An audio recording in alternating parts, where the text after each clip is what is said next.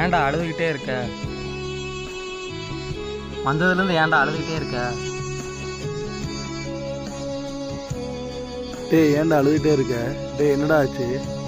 யோ என்னையா ஆச்சு? அதுதான்டா காலிலேருந்து கேட்டுகிட்டே இருக்கேன், சொல்லவே மாட்டான்டா.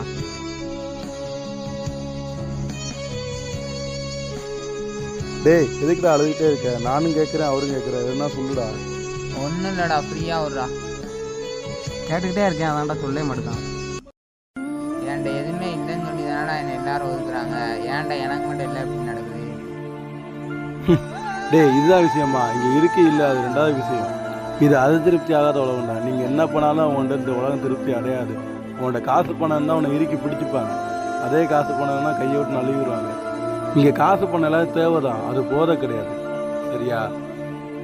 டேய் இப்போ நீ என்கிட்ட என்ன சொன்னாலும் எனக்கு புரியாதுடா. சரிடா பார்த்துக்கோ.